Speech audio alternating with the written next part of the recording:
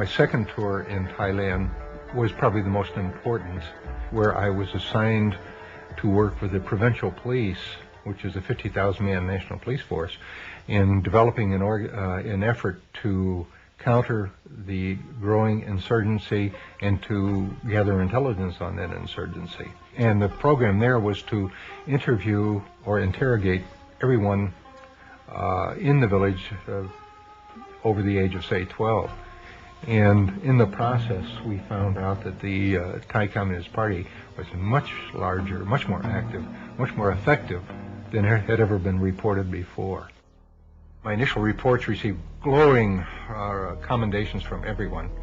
And then all of a sudden, the program was shut down and I was sent home, and I couldn't understand this. I know now why they didn't want this information to be reported. Because if they acknowledged that the Communist Party in Thailand consisted of thousands of organized villagers, then they would have to have told the same truths about the communist movement in Vietnam, when the strength there of the communist movement was in the millions. And if we had ever admitted that, there would have been only one solution to what was going on in Vietnam, is to shut down the war and come home. We could not win. Men of the 101st Airborne Division land in Cam Ranh Bay. Intelligence on Vietnam was doctored to support the ongoing war there, and I could see that the situation in doctoring intelligence was universal. Now these reinforcements head for where the action is supposed to be. For according to current policy, the emphasis is to be on direct combat rather than on advisory duty. Wherever the agency had a covert action role or a policy role to implement, its intelligence was distorted, shaped, created to support that policy. It was, in many, many cases, it was nothing but fiction. I think the worst thing I was involved in was the Phoenix operation in Vietnam, a countrywide assassination program. I was part of it. This was a program started by the CIA, funded by the CIA, recruiting people for the operation, training them to go out and kill or capture the Viet Cong.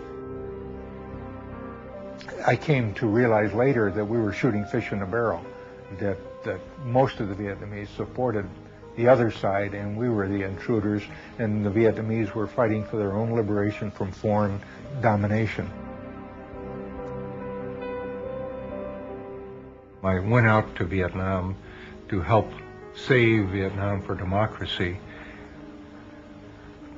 and when I saw photographs of the children bombed and napalmed and burned by operations, this caused for me a tremendous trauma, and I, for a number of months, contemplated suicide as my only out. This, of course, was never. I finally got over that effort and thought, well, what I should do with my knowledge is try to bring this knowledge to the American people, so that there won't be further Vietnams, there won't be further abuses. And since that time, I've dedicated my life to exposing the agency. The CIA called him an analyst with few peers. Well, upon leaving the CIA, this man wrote a book about it called Deadly Deceits.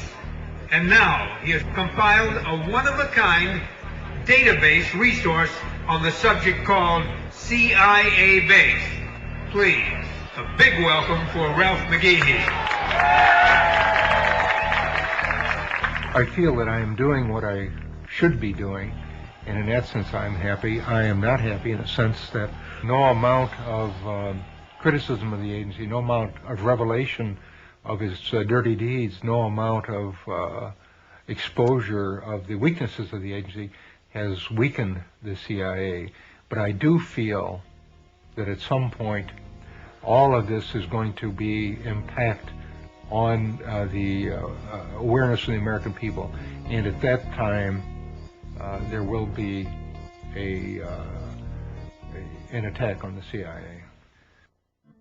I considered myself a good spy.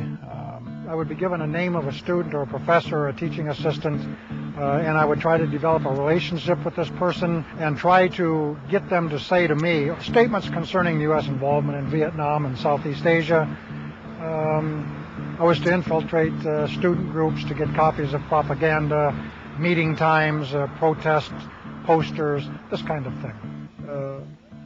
Your friendly spy on campus.